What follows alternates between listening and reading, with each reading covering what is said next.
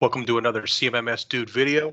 In this video, we're going to go over the workflow for getting large valve PMs approved by operations management before we execute those valves. So you can see on the screen here, I'm in Setaroot Omni and I'm on the tab that's 415 large valves. And I'm on the tile that is large valve PMs waiting to be scheduled. So these are valve PMs for large valves that have cycled in the system as PMs that are waiting to be scheduled, but are not yet approved. Now you can see I created a couple new tiles here, large valves waiting on ops approval and large valves ops approved.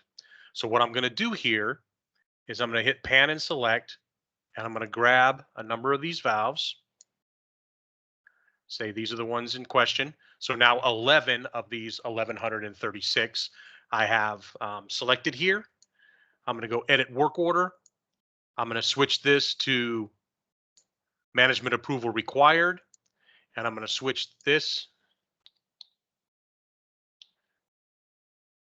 to James LaRoe. Now, because I don't know if these are actual valves that you're going to want, PMs you're going to want approved, I'm not going to save it. But if I hit save right now, it would update these 11 work orders to now be assigned to James LaRoe with the status management approval required. This 0 would go up to 11. This 1136 would drop down by 11, right? Because they're no longer in this waiting to be scheduled status. They're over here on waiting on ops approval status.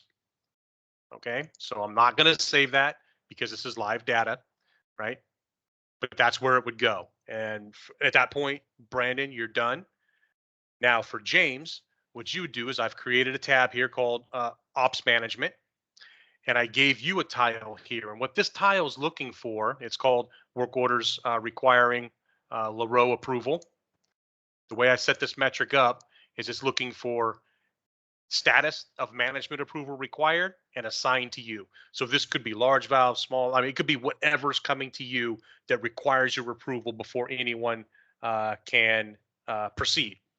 Now you can select those 11 one at a time and look at them and reset their status to approved, right? And that would be, let me grab one here, right? So we went in and said that, we set this status to management approval required. You'd set it to work approved by management, and then you would wipe your name out of the assigned to. And what that would do is it would send it back here. It would drop it off of yours because it's no longer assigned to you. And this 11 would go down to a 10. This 0 would go up to a 1, saying that you've approved that one to do.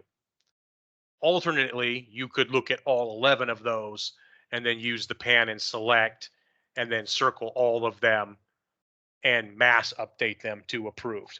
I don't know which is easier or how your workflow is going to go on that. You may be doing them one at a time because you're doing some research to see whether or not you're going to issue your approval. So I think this is going to punch the ticket for Brandon being able to quickly and easily on the map select the PMs you want to assign and that you're looking for ops approval on. Update those so that they're waiting for LaRoe's approval. Update assigned to LaRoe. When LaRoe goes in and says that they are approved and removes his name for them, they would show back up here.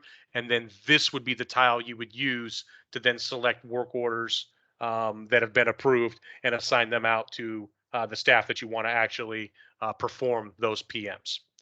So I think this will work for us. Go ahead and take a look at this video. Let me know what you think. Maybe the first time we do it, if you need me to kind of walk you through it, we can do that.